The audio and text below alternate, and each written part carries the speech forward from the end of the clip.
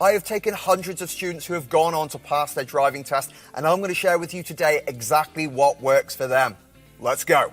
Now, believe it or not, I was not always as perfect a driver as I am today. It actually took me 3 attempts on my driving test and 1 attempt that I haven't actually ever told anyone either, which I'm going to share with you because I think it's important that you know I have been there. I do know how it feels. I do know how stressful it is and how aggravating it can be as well. So apart from sharing with you exactly what does work, I'm going to share with you what I did badly as well, and you'll find out throughout the video. So we are 2 weeks before the driving test. Now the main aim of the driving test game is to reduce pressure, because that's what it is. It's a game at the end of the day. People putting too much pressure on themselves, and they can drive because you don't forget how to drive. It's the same as walking, swimming, you don't forget how to do it. But when you're there and the pressure's so heavily on you, you start doing crazy things. This video is going to be very focused on how we can reduce that. And that brings us on to one of the big things in the driving test is people get worried about disappointing themselves, disappointing other people. Some people have even mentioned they're worried about disappointing the driving instructor, which is crazy. Your driving instructor is not going to be disappointed. I mean, they're going to be disappointed for you, but not disappointed in you. They want you to pass as much as you want to pass. And that leads us on to telling people about your driving test. When we book a driving test, sometimes we want to share it with the whole world. My advice, don't. You book your test, you head off into sixth form, into college, into whatever. You tell your mates, yeah, I booked my driving test, yeah. It's in 3 weeks' time, it's on the 17th of December. Bad idea. Now, on top of your own pressure of you really, really wanting to pass, and that's the priority here, your parents, you're going to feel pressure because you don't want to disappoint them. As I mentioned before, you're telling a lot of people that you're now going to be worried about disappointing on top of the driving test nerves, on top of everything else. My advice would be to not tell anyone. I'm not saying lie to them. I'm just saying maybe it's a better idea to just tell them you've got a driving lesson and think of the surprise you can share when you go up and drive to their house in your spanking car. How cool would that be? The next most important thing, and this is actually where I failed my 4th secret test, is make sure you find your driving license. Huh? Remember your freaking driving license. Bruh. Next big bit of advice, if you're going in your own car, make sure you check your car. Don't check it the day before, that's not going to be good. You want no warning lights on the dash, particularly engine lights. If there's an engine light, you need to get that seen to pronto. Next, you need to make sure your tyres have enough tread depth. Use a 20p piece, put it inside all the treads of the tyre, just make sure that you can't see the rim, and then your tyre's going to be absolutely fine. Turn your headlights on, walk around the car, make sure all your headlights and indicators are working outside the car. And that's also a tell me question, so it's 2 birds, 1 stone. And finally, clean your car inside. The outside doesn't make any difference. Sometimes I don't clean my car for 3 to 6 months. But the inside, the examiner will not appreciate getting in a filthy, dirty car. Same as you and me wouldn't. And the next are your driving test questions. Right at the beginning of your driving test, before you even get in the car, the examiner is going to ask you what's called a tell me question. And it's just a question that you've got to tell them the answer. There's only 14 of them, and if you pop onto the link in the description, you can find the questions and answers. Now, if you get the question wrong, it's only a driving fault, not a big deal. However, it's going to be really evident to the examiner if you haven't bothered at all. And then if you're anything like me, you're going to feel like a right plonker, a complete sausage. Why didn't I just revise that? It would have taken me 5 to 10 minutes. And you're just adding more pressure on yourself. So my biggest bit of advice there, revise these 2 weeks before, make sure you know the answers inside and out. They're easy. I've also got a video right there that you can click on which tells you the shortest way to answer these questions. And again, during the driving test, you're also going to be asked a show me question. It's just going to be something really simple like, can you show me how to turn the dipped headlights on? Can you show me how the horn works? Can you show me how to open and close a window? Really easy stuff. But make sure you're familiar with it in your car because every car is a little bit different. Just make sure you do it. Otherwise, again, you're going to add more pressure on yourself and you don't need that. And on top, there's only 7 questions. Now we're going to focus on the night before your driving test. We don't sit up all night watching YouTube videos like this. Well, maybe watch this one just before bed. You don't need lack of sleep. You need to be able to concentrate. So I can't reiterate enough. Make sure you try and get some sleep. And there's not a lot else you can do till the morning now. So let's go there. You're going to have a lot of energy that morning. You're going to feel nice and alive for that driving test. What you don't want to do at this point is start breaking your routine just before your driving test. Jeff, let's talk about your mindset. The driving test is not like a normal test. You don't spend 20 hours at home revising and revising and revising books until you've got all the answers, you've memorized everything, and then you jump on the test. Because if you did, you wouldn't need driving lessons. Driving is very similar to learning to swim, learning to walk, learning to talk. Once you can do it, you can do it. You don't forget. It's that simple. It's muscle memory. And if you're going for that driving test, the examiner's expecting you to be able to drive. They're not thinking this person can't drive. All they want to see is that you do what they already know, which is drive. So try not overcomplicate it, try not think I'm gonna ram all this extra info in your head. You don't need it, you've got it already, that's why you're there. It's a natural process. Now we're getting to an hour before the driving test. This is the time to double check you've got that license. Now I haven't had a single student ever ask to see the theory test certificate, so I really wouldn't worry about that at all. You are, however, going to want to warm up for about an hour before the driving test. Get yourself doing a few of the maneuvers, forward bay park, reverse bay park, pull over on the right and reversing, parallel park. A warm up with each of these is just going to freshen it up. If you've got any particular roundabout or road that you absolutely hate, it might be worth going to do that as well. It's going to take the pressure off on the test. You're not worrying the whole way around, am I going to get that road? Because you're going to know how to do it already. Now the really big one here is get to the test centre early. The last thing you need is worrying that you're going to be late to the driving test. Get your licence out and get ready. Now the examiner is going to ask you two questions. The first one is, do you want the person that's accompanying you to sit in the back on your driving test? They can't speak, but if you're going to feel better, then definitely get them in there.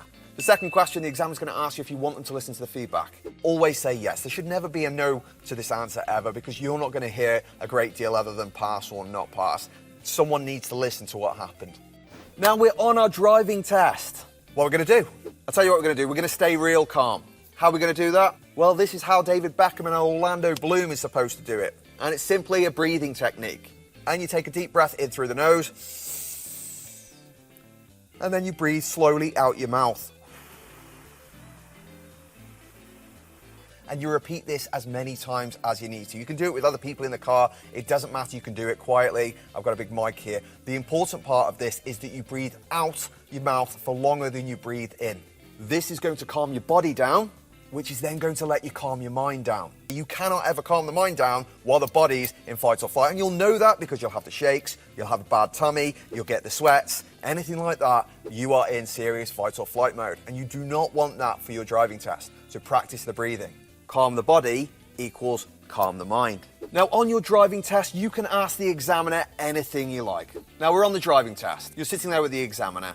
You're not sure which way you're going. Ask the examiner. If you've got a question and you want to ask the examiner, ask them. The worst thing they're going to say is, I'm sorry, I can't answer that. Do whatever you think's best. They're not going to fail you for asking a question. If you get to a road and you say, is this a 30 speed limit? They're not going to tell you the answer to that because there were signs and you should have noticed that. But directions, ask away. And remember, you do not fail for going the wrong way. You don't get a minor for going the wrong way. There is nothing. There is just the examiner saying, right, I'll redirect you to get us back on track A. Now imagine we're going through town, we're down a road, we've got a bit of brain fog, we can't see the speed limit. Crap, what do we do? This could be 30, 40, 50, we've no idea. All we can see are street lights. If you see street lights on the road, you automatically assume it's a 30 mile per hour because in the UK, any urban area with street lights is going to be 30 miles per hour. When it's just a standard 30 mile per hour, there is often no signs at all. And you're just supposed to know that that's a 30 mile per hour zone. If you're in a slightly rural area like myself, where you've got a few rural routes, and you get onto a road, and again, you don't know what the speed is, but there are no street lights, then the second rule is this is going to be a national speed limit, which on a single carriage road, which is a country road, is going to be 60 miles per hour. Now, this isn't a target. You do not have to get to 60 miles per hour if there's friggin' bends everywhere and tractors and no pavements and no lines on the road. Just use your common sense. Just use your common sense with it. You've had those driving lessons. You know what to do now. And then the final big part that destroys people's driving tests is their awareness and their planning. We get to the driving test and it all just goes out the window. And there are four main things we need to look for: road markings, road signs, traffic lights, other road users. And the road markings are really important because they're going to tell us which lane we need if we get to a roundabout. If you miss that and you get into the left lane to try and go straight on and you need the right lane, that's going to be bad. It's not going to go well for you. One of the most common reasons for people failing their driving test due to road markings is this position here. They go to turn right, they don't notice that central box there, and they position just in the left lane to turn right. If you do this, this is a driving test fail, and it's simply because people just haven't noticed there's a box in the middle that's just for them. So we have to train ourselves to make sure we're looking as far down the road at all times so we're prepared for what's coming up. Like a game of chess. You plan 6 moves ahead, you've got a better chance of winning. You plan 1 move ahead looking down at the floor, game over. And the second one is the road signs, and I mentioned a good way to avoid things like the speed limits and making sure you know what the speed limits are, but it's going to be far less stressful if you just don't miss the speed limit signs in the first place. And again, you do this by looking as far down the road as you possibly can. This is a really common example of people failing their driving test for missing a sign. As you're going down here, can you guess what the speed limit is? Let's just go back a touch and have a little look. And there it is, plain as day, 20 mile per hour. but we've missed the speed sign, so we think it's a 30, and wham bam, thank you man, we're now doing 30 in the 20 zone. We're sad. And I've mentioned traffic lights not because I think any of us are stupid. Of course, if you see a green light, you're going to know to go, and if you see a red light, you're going to stop. But it's more about mentally preparing and seeing that there's a traffic light down the road. And if it's been green for a very long time as you approach, guess what? There's a damn good chance that it's going to go to red. And if you mentally prepare for that, you're going to have a far better chance of braking when you need to if the light goes from green to red. And you're going to have a far better chance of not panic braking when you shouldn't have braked and actually you should have continued on because it was too late to brake. And then finally, it's the other road users. I've got a really good game for you that you can have a go at that's going to help you with your awareness and planning. And on top of that, it's going to help you become the smoothest driver. And I'm not kidding, practice this for half an hour, you'll see exactly what I mean.